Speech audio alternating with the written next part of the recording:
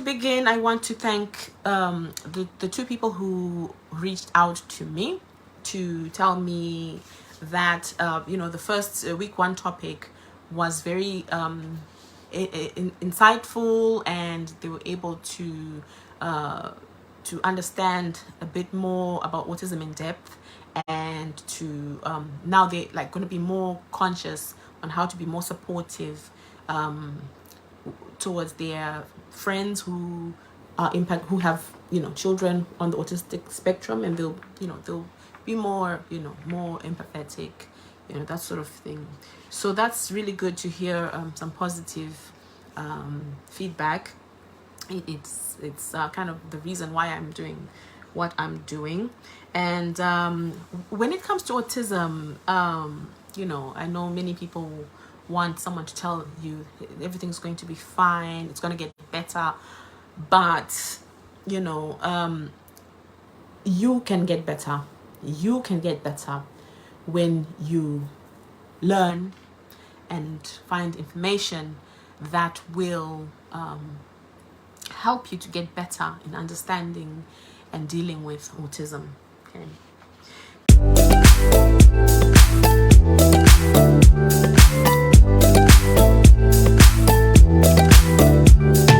What constitutes a home in Zimbabwe? Many of us have the idea that a home is a roof over our head, right? And then others see a home as having mom, dad, and children, and then obviously someone is providing, maybe dad is providing for the family, that sort of thing. But when we're looking at some scenarios in Zimbabwe, a home is, for an autistic child, will be a situation. Maybe this is a scenario, right? For example, mommy died, mommy ran away, daddy died, and then the child is being left to be looked after by maybe grandma. And grandma is old. Grandma is not as fit as she used to be when she was younger. Grandma, you have to consider age, you have to consider all the challenges that come with autism, and how grandma will have to cope with these situations. Grandma has to provide the home for the autistic child. So there are many variations of what home is. And anyway, I don't want to make this a sad video, right? So what I did, I made little personalities. Our autistic kids, they all have different personalities. And so I've made little nicknames. So we've got the helper. The helper is that child who is keen to help. They're always very observant. They're watching what you're doing, watching you how you cook, how you clean, and they're hardworking. So they start copying what you're doing. They start learning how to cook. They start learning how to clean. Let me just see if this is showing online. It is showing, right. They start cooking. They start copying what you do, learning how to cook, learning how to clean while you're observing them. And also they love praise. They love being praised. They love being told, well done, you're doing well. So that way you're encouraging them, and then sorry, that way you are encouraging them. But when it starts going wrong is, for example, let's say they're wiping the surfaces, maybe with the kitchen cloth, they're wiping the surfaces, and then the same cloth that they use in the kitchen, they take it and they start going and wiping the surfaces in the bathroom. And then maybe they bring back the same cloth or the same sponges, and they come and start wiping again the surfaces in the kitchen. So if you're not monitoring now, you're going to have that cross-contamination in your kitchen. And another thing is sometimes they might want to use some of the kitchen sprays. But you have to be supervising, or better still, not to let them use those kitchen sprays to clean the surfaces, because some of those chemicals they may end up using them when you're not present, or they might even have chemical reactions on their skin. So these things start going wrong while the intention is good, but things start going wrong. Maybe you're mopping the floors and then they put more water than they need to. So without that supervision, things are going to go wrong, but the intention was good. And then the confusion comes when they're now being told off. You're now kind of screaming and yelling at them, and instead, before you were saying, well done, it's good job, and now you're like, no, why did you do that? You shouldn't be doing things like that. And then the confusion comes. So kind of just adjust and try to make things work, and always monitor and supervise, and be patient enough to teach them, because they're learning, and you just have to be patient with them and teach them and demonstrate for them how to do things properly. Then we've got the little explorer. The little explorer is the one that never sits down. This one is the discovery person. They're always touching things. They're always fiddling with things. They're always opening things and pulling things apart.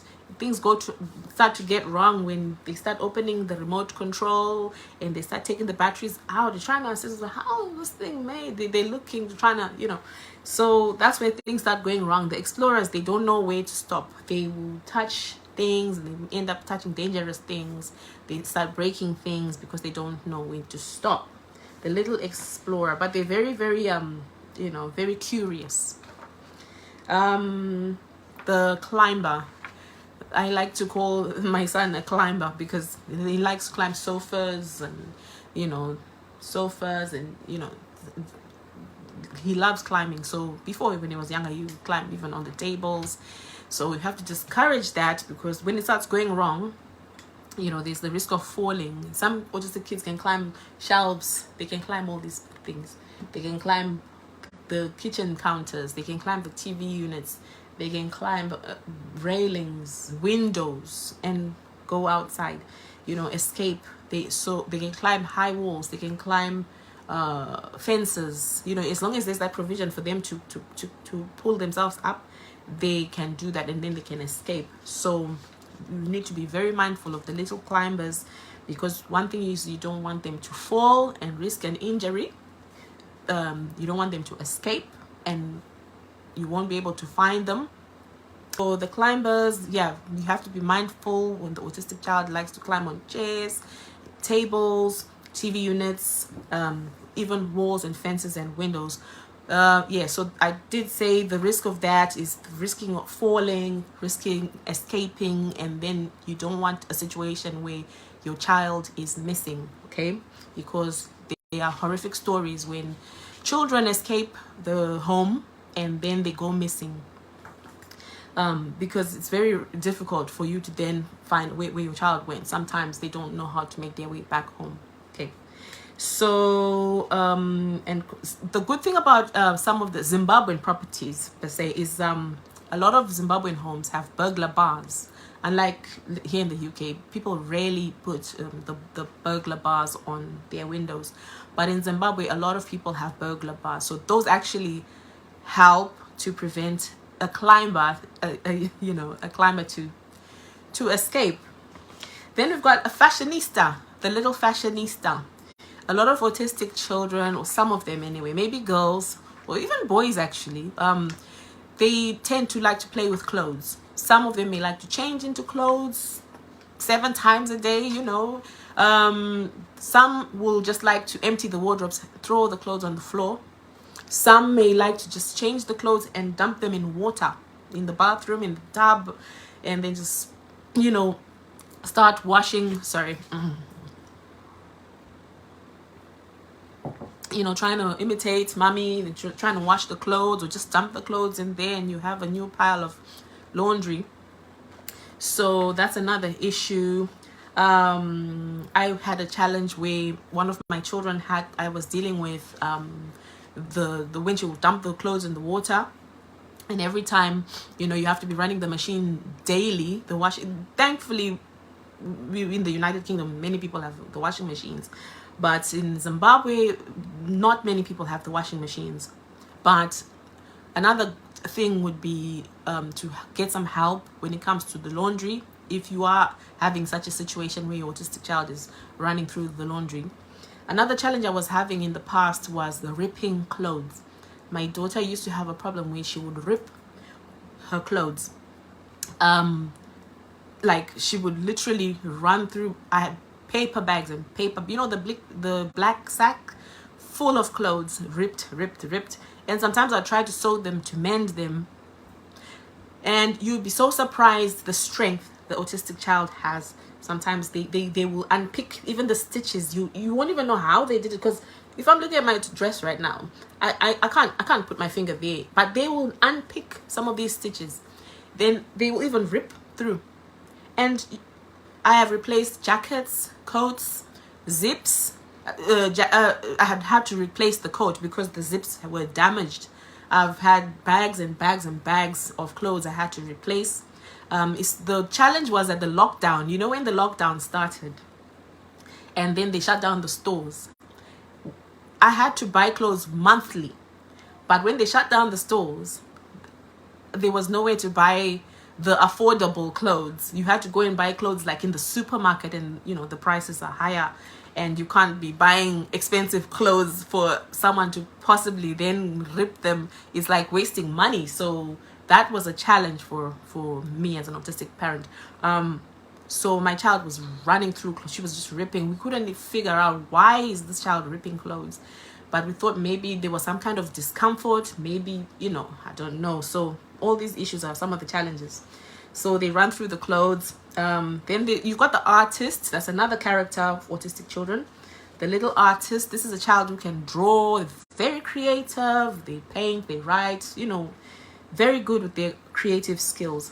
But the problem comes when they start eating pens, like eating the pens.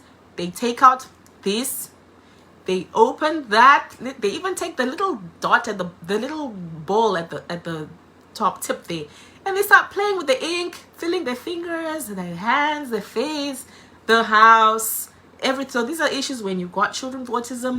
You have to be very supervising. You have to be mindful that they could be fiddling with things, and then they go the extra mile and start breaking things apart, exploring, and the artist, right? Sometimes crayons, they'll be biting on pencils, biting on crayons, eating the paper that you gave them to do the artwork. So even when they're doing the artwork, you always have to be supervising and monitoring when they're doing the artwork. The scissors, never give them sharp objects when you're not supervising. Always be there to be helping them or even doing it for them. So yeah, so these are the things that you have to be mindful of when you have children with autism. So I'm now going to look at the bedroom. I'm going to take a bit of time on the bedroom. The bedroom is supposed to be a place where your child will sleep, your child will rest. So we're going to have the situation where your child has a bedroom for themselves. Then there's the child having a bedroom, but they have to share with a sibling, another sibling. And then there's a situation where the child does not have a bedroom. And I'm taking into account a range of situations, because I know not everybody can afford a home where every child has a bedroom for themselves and a bed as well. So it's just a random range of situations. So in a situation where there is a bedroom specifically for your autistic child, things to be mindful of. Right, I'm going to look at the issue of privacy. Privacy is very, very important, especially as the child gets older. And your child wants that privacy. They will want that privacy. There will come a time where they want that privacy. The same way when you come home from work and you're tired and you just want some quiet time, your child may also feel the same way. Maybe after school, they will come home, they just want to sit in their bedroom. They don't want noise. They just want to sit there, relax. It's like their space where they don't get to see anyone. They don't get to deal with different faces of people. They don't have to hear any noise. It's just a resting, calming place for them where they have their privacy, their peace, So this is something that's very important for a child. So if it's possible to actually have, and I know a lot of people in Zimbabwe are building homes for these days. So try, if you have autistic children, always incorporate, make them have a bedroom for themselves, since everybody's building these days. Right. So a situation where a child does not have a bedroom, whatever resources are available, whatever the space is available, you have to try to make that space comfortable enough for that child to have a, that peace, that safe space. So I'm talking about removing clutter. There shouldn't be clutter. Clutter is just, nobody likes a cluttered space. Just not too many things just lying around, mess. It should be tidy. It should be clutter free, basically. So that will actually help when your child comes and they can just relax or rest. There's not too much noise going on the floor. Clutter becomes like noise in the brain. It's like, oh, all these things all over the place. It messes with somebody's brain. So clutter free. So if your child has the bedroom, right, the things to be mindful of is the flooring. I know a lot of people are building homes. For example, in Zimbabwe, people are building homes. A lot of people are building beautiful homes, lovely, gorgeous homes. But they also put marble floors. Like, who doesn't want a marble floor? But the thing to consider when you're building a home and you have an autistic child, a marble floor may not be suitable for an autistic child if that specific child has a tendency to throw themselves on the floor. Marble is very, very hard. Personally, I prefer a wooden floor or carpeted floors. Personally, they are less, not saying they're not hard, but they are less, like, compared to marble. Some children have a tendency to throw themselves when they are upset. They, smash themselves on the floor and they get hurt, and that's. Or slipping. Sometimes you can spill something on the floor and slip easily, and you don't want that. And spillages, some floors, you just want to avoid all these accidents from happening. So you want to avoid falls. Then talking about carpeted floors, there are some autistic children who, no matter how secure the carpet is on the floor, some autistic children have a tendency to peel the carpet off the floor, to rip it off, and then they start putting in their mouth. So there are cases like that. All you have to do, you can go online and just see autistic children ripping carpets off the floor. There will come a number of those situations. Why they do that is still not known. They suspect sometimes maybe some kind of deficiency in their immune system or something, but some of these things are still under investigation. It's not really known why they do that. Some autistic children peel off the wallpaper on the walls. They peel that off and put in the mouth again. So there's so much. Some autistic kids like putting things in their mouth, buttons from your clothes, even just sticking fabric clothes, their shirts, collars in their mouths, all these things. So always be watching, supervising, and trying to discourage your child from doing that. Okay, again, bedroom. Right, someone may ask me, why don't you give them toys? Why don't you buy them toys? Well, if you are able to buy them toys, some autistic children may not be interested in toys. And even if you do buy them toys, maybe you buy them a set of cars. What they can, many autistic children tend to, instead of playing with the toy the way it's intended to be played with, you will find them lining the toys. Or maybe if it's crayons, you'll find them lining the crayons. It's meant to, a crayon is supposed to be used to draw or write, but instead they'll be lining them.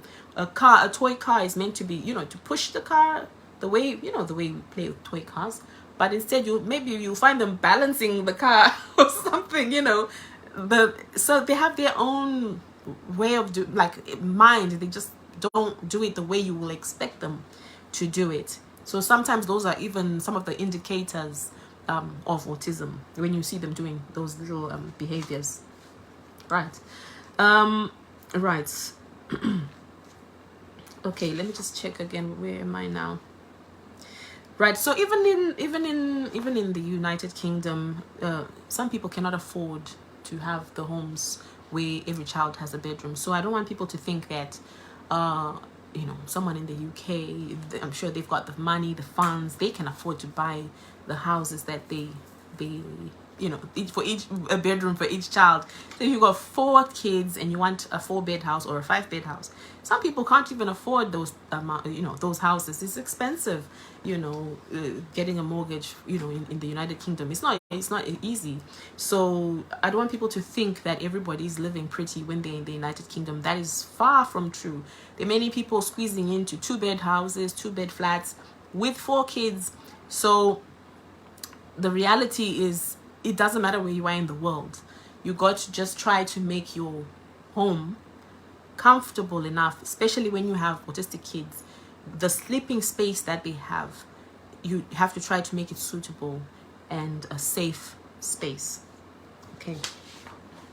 And another thing, in a situation, because I want to consider all incomes, all budgets. There are some people who cannot afford the bedrooms. Some people cannot afford the beds.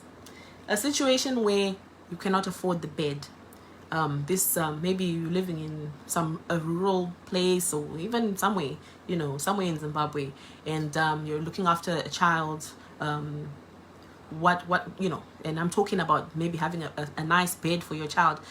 In a situation like that, you just make the space comfortable. I will show you an example. You know, I like watching my Asian films. They have this thing. It's called a Japanese tatami mat. The one on the floor. So these are panels. 1, 2, you know, these panels on the floor. They're Japanese tatami mats. What do they remind you of? So here they've got the duvet on top of the flooring. So the tatami mat is used for flooring in Japan. Okay, so they put the duvet now on top. It reminds me of the rukukwe. Rukukwe is the Zimbabwean mat that is hand woven, and you know, I don't know if you're familiar with the rukukwe. It's a mat that's put on the floor. So you can have your mat. The tatami mat, I know it's layered. It's about 3 layers. So it's slightly different because the rukukwe normally is just the 1 layer. So I suppose we could actually, I don't know, maybe put layers. I don't know, but I'm just saying that some situations where where people cannot afford, you could put the rukukwe on the floor, put your duvets on the top, and then have a nice comfortable space for the child to sleep. So it shouldn't be a situation where people think that not having a bed is a sign of poverty. In a lot of Asian countries, they sleep on the floor. It's just part of their culture. It's not a sign of poverty. It's just a choice. Okay, and then, but in a situation where, yeah, you can splash that cash, you have the money, there are a lot of other innovative, safe bed things that are being made these days. Like this one, for example. This is like a canopy, it's called Safety Sleeper. So you can Google Safety Sleeper. So it's a canopy where your child can be comfortably, tucked away. If your child has a problem of falling off the bed, if your child, if your child falls off the bed, or your child wants to rip on the pull out the mattress, or some children have a tendency to chew on the mattress foam. So to avoid that, some of these things they just cover, and then your child won't get the access to touch the mattress. Yeah, you'd be surprised. Some autistic children have a tendency to chew on the mattress foam as well. And the duvet soft inner part, some children do that as well. It would make sense to try to get the duvets that have a fabric rather than the other one with the easily tearable light material. But even sometimes, even with the fabric, you find them still managing to rip that apart. You know, you'd be surprised how strong autistic children can be. So you have to be mindful. It's still not known why children rip on a mattress foam. Why do they tear the mattress foam? Why put it in the mouth? Some of these things are not known, why they do these things. I know there's a thing called PICA, P-I-C-A, which is something to do with the deficiencies, as I mentioned earlier. So some of these things are worth maybe consulting with your doctor. I'm not sure. Some of these things are still being investigated. Okay, I don't know, maybe in Zimbabwe people can come up with other innovative ideas for safe sleeping, affordable sleeping arrangements for people to afford, safe sleeping arrangements, you know, for the Zimbabwean community with autistic kids to access, you know, instead of the expensive, you know, things like this. It's nice. I'm not sure how much it is. Excuse me. Sorry, it seems like I'm just running through. Okay, all right. It's because I did try to do the video earlier, so I'm redoing this, but it's okay. Right. Yeah. So yeah, in the UK we do have problems of overcrowding as well. So if you are in Zimbabwe, you've got all the space, you should actually be thankful, because not every home in the United Kingdom has sufficient space, to be honest. Right, now I'm talking about the kitchen area. And also bear in mind that some homes have open plan kitchen, dining, living room areas. So kitchen, I mean, it's obvious, right? The risks: open pots, hot water, kitchen appliances, knives, cleaning soaps, cleaning products, kitchen chemicals, you know, the chemicals in the kitchen, bleach, the sprays. So it makes sense to have those things locked up. If you own your property, put keys, put some locks. And if you have children with autism, because trust me, you will save yourself from having to deal with accidents. We had to buy a locker. Because the property does not belong to us. It's a rental. So we can't be drilling locks in someone's home.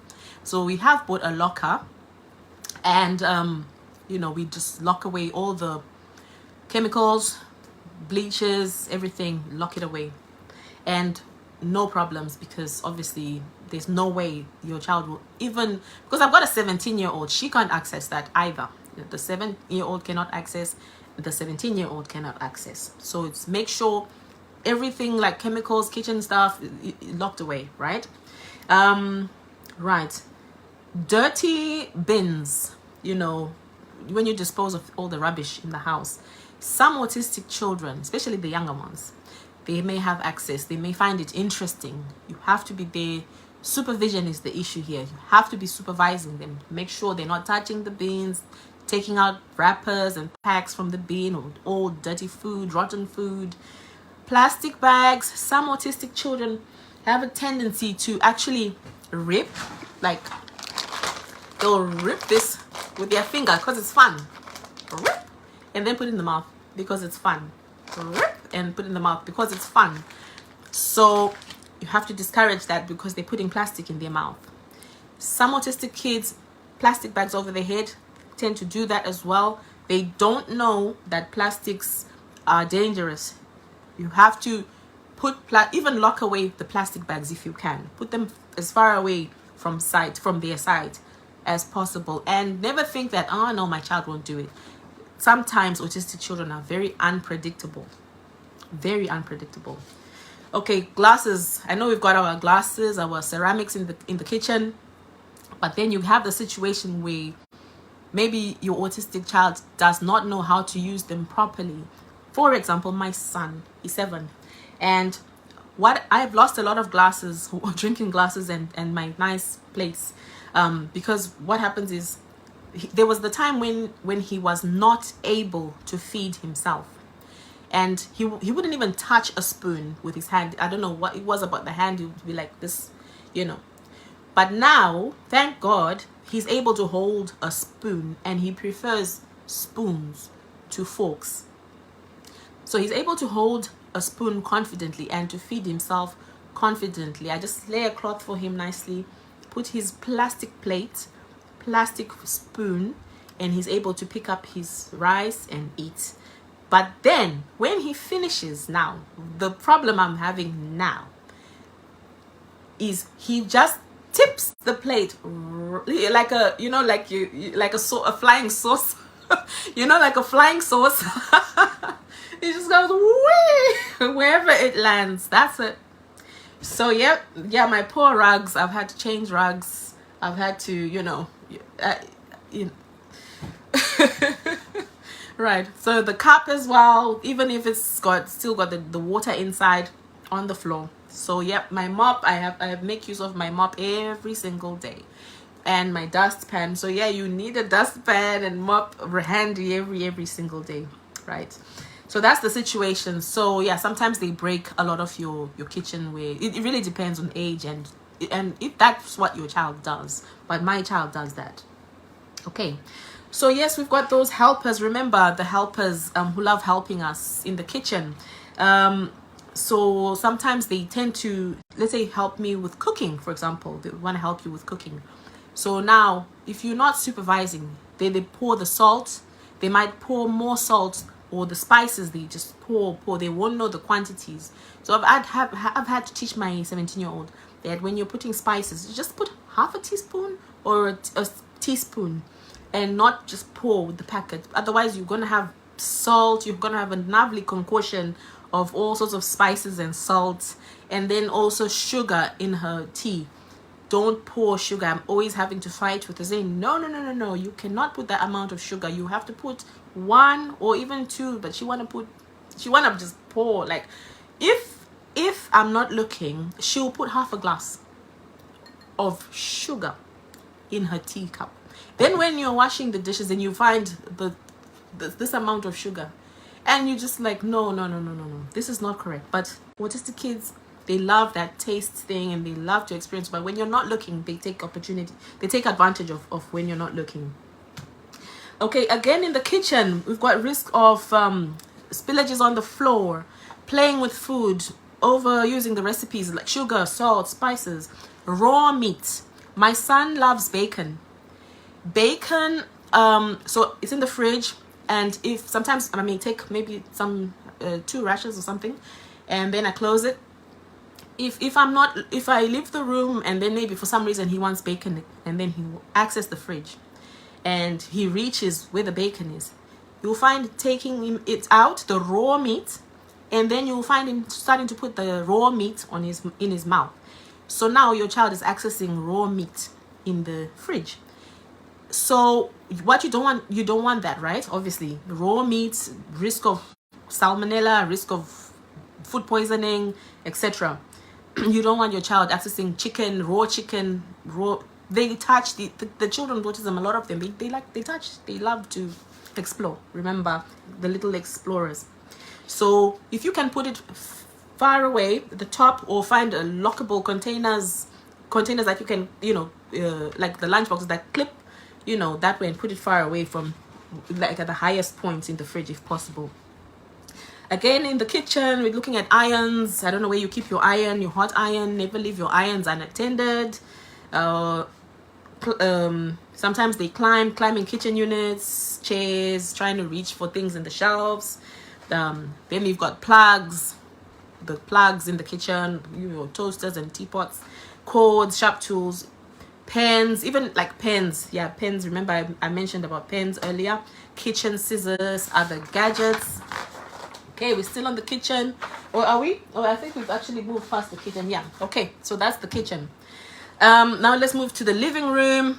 I'm gonna do this really quickly. I might not finish everything today. I'll do the rest tomorrow because I don't want to keep you for too long.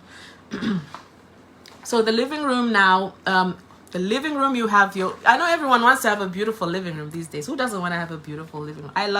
I'm trying to make my living room beautiful, but it's costing me, because now I invested in a beautiful mirror, you know, the nice mirrors with the nice frames, and I'm like, there I'm thinking, oh, my nice mirror, oh, my nice wall, it's gonna look beautiful. And then the Mr. Climber, the one who loves climbing the sofas, loves to touch as well. He's also an explorer, and what did he do? He just knocked the, because he loves touching, so he starts touching it and fiddling with it, and the next thing, it's on the floor, it's broken. So that was that. So always be mindful of the type of furniture you're buying in your property when you have autistic kids, bearing in mind that the behaviors that they have. I'm not saying, remember again, I'm touching on different things, so it might apply to your child or it might not apply to your child. So glass furniture, everyone wants glass furniture these days. I've had to stop myself from buying all the glass tables, the glass, you know, these nice glass cabinets. I've had to change my velvet sofa for a leather sofa. I didn't even have it for 2 years, unfortunately. So no, buy to velvet, it didn't work in my house. And it wasn't even white, it was blue. It was navy blue, but that didn't work either, because oh, they, you know, the buttons, you know, the ones with the buttons, those nice velvet buttons, these what do they call the velvet, you know, the ones these days. Yep, it's lost buttons, it's been, you know, thrown things all over, you know. So leather is good, because what, I can just wipe it, I can just spray it and wipe it clean easily, and that's it. It looks nice, it looks presentable. So yeah, mind with the things you invest in your house. The chandeliers, don't let them to be too long, because if your children, they're very interested. Sometimes you see them just looking at the chandelier.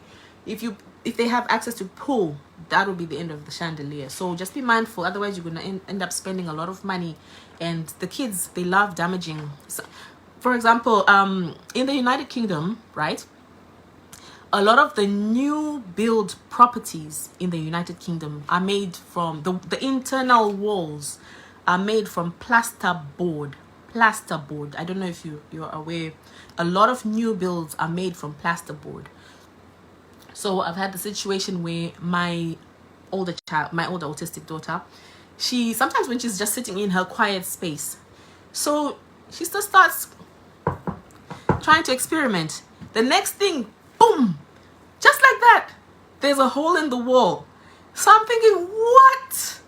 This, you know, so my husband has had to repair the walls, because he does this engineering anyway, for buildings. So he's had to repair them several times, because she's done it several times, and I'm like, no, why would they sell?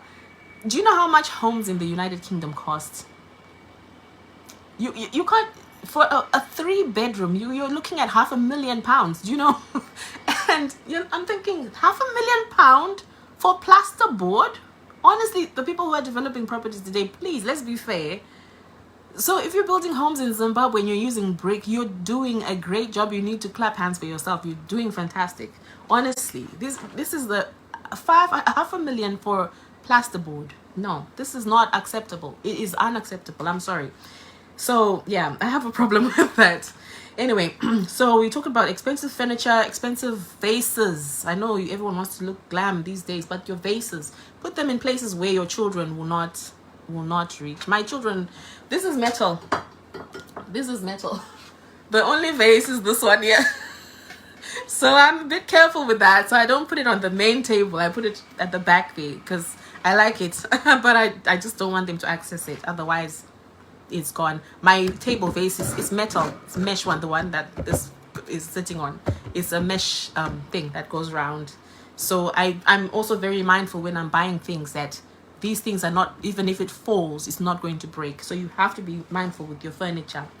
Then I know a lot of people in Zimbabwe are building beautiful modern American style houses. I know we talked about the marble flooring and the hazards with that, but one thing I forgot to mention is the banisters, the open banisters. You know, the balcony area. You know, when you go up the stairs and then you go on the balcony area, now the rails, and you overlooking your living room. Now I always wonder, like, I know people would do that if they don't have autistic children, But I'm thinking, I know we also trying to do a project when we're going to build a property in Zimbabwe. And I'm very clear that on the plan, I do not want that, because if my children, the way they like to climb, imagine they climb on top of there and then they're overlooking in the living room. What's going to happen next? It's a risk. It's a serious risk. Some autistic children will not even know that they can jump. They can jump from that top floor to the ground. They can jump into, they can fall. So even balconies, everyone wants the fancy balconies. So if I was to have a balcony upstairs, for example, I would put something to close it completely, because I would not even know what I would do if an accident was to ever happen. Talking about that is swimming pools. People want to put the swimming pools as well. I'm always like, should I put a swimming pool? Should I not put a swimming pool? If I was to put a swimming pool, I won't make it deep. I'll make it just one shallow swimming pool. All these things. But then you start thinking, like, my autistic child, and then this type of thing on the structure, this type of thing on the structure. So always bear that in mind. If you are building and constructing in Zimbabwe right now, always be mindful of the safety of your autistic child. Okay. Opening the door, the main door for strangers. Where am I on time? 45 minutes. Okay. Opening the door for strangers, the main door in the living room. Now, there are some gadgets, the innovative things. I know normally we've got the lock, the key, I know in Zimbabwe people have the burglar bars, right? The burglar bars. In UK, what do we have? We've just got a door. Sometimes your door has these smart features, but they are available. Apparently you can actually buy smart home sensors for your doors and windows to prevent your children from escaping. Actually, there are some cheaper option. There are some things you can find online where you can, like a bell or something that will ring, so that it prevents your child, every time your child tries to escape from the house, you will hear the sound like ding ding ding, and then you'll know that someone is trying to leave the house. That way at least you know that you can run to the door and make sure your child, my child escaped from the house once, and this was when my grandma had come and she had taken her to a park which is nearby. So now she knew where the park was. Then one day I'm like, where is she? And then we saw the door open. My heart, I nearly just fainted. We went outside. She was not there. She went to the road. So I jumped in the car and my husband ran that way. So I'm driving, like, if I can drive out the driveway going, because this is a complex, so you'd have to drive all the way to the exit. Then we saw her at the main road, and she wasn't even dressed properly. It's cold in the United Kingdom, and she was just dressed, and she didn't even have her coat. And I was about to just die, because I was like, oh my God, I am so thankful that we found her just at the gate, because in the United Kingdom, if your child goes missing, now you're gonna be talking to social services. You don't know where your child is, so you do not want your child escaping. If I know, I'm involved in a lot of groups on Facebook, family groups, autistic groups in different African countries, Kenya, Uganda, even the United Kingdom groups and the United States groups. And I've heard some situations where the children are missing, they've gone missing. So this is happening a lot. You cannot afford to have your child go missing. So you might want to research. I'm talking a lot, sorry. Okay, I won't go too much. I'll just talk a little bit about it, then we'll continue tomorrow. So you want to look into this research on safety things to avoid your child from leaving the property without you knowing.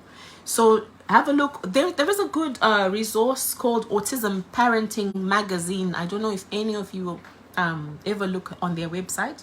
It's autismparentingmagazine.com. I know you can also subscribe if you want to, but they do have a lot of information about all sorts of things to help make your home a better place and make your life easier, I suppose. So yeah, there is a well, I'll post this afterwards. It's a resource on their website that's talking about the smart sensors, and they don't really cost that much, to be honest. The pound and the dollar are the same now, so you know, $15 to $60. That's the same. So it's 15 pounds to 60 pounds basically. You can get that. I'm gonna put the links after this video. You can get a smart sensor. I know many of you have your phones, your smartphones and stuff, so you can put these sensors to help your, you know, at your door, on your doors. They're talking about GPS trackers. Also, these ones are a bit more pricey, $230. Anyway, I'll put the information, you have a look. Then there's the one which I really like here is the smart doorbells. Sometimes you find a stranger comes to your house, and then your child may run to the door and they want to open the door for the stranger, and they let in someone who they don't know that they shouldn't let in. So these guys are they're talking about this very smart gadget that it's a smart doorbell. It's got a camera, it recognizes faces, and then it can actually announce the person's arrival and the person's name. You'll find situations like, sometimes maybe, let's say for example in the UK, you have the people who come to help you at home. Let's say you have the help coming, maybe you've got carers who come to your home and they need access to your property. So sometimes with these smart doorbells and some of the smart locks as well, they can access your property using a PIN number, or you can even use your phone to unlock the door, even if you're somewhere far away. That it's access.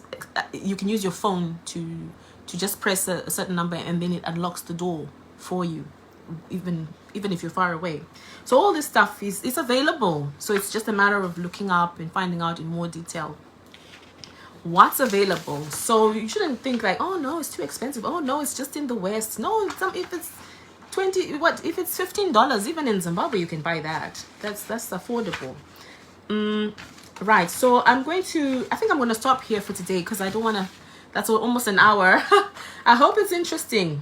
So I'm going to come back tomorrow and talk about a few other rooms, because I think today we just covered the kitchen and the living room, I guess, and the main door.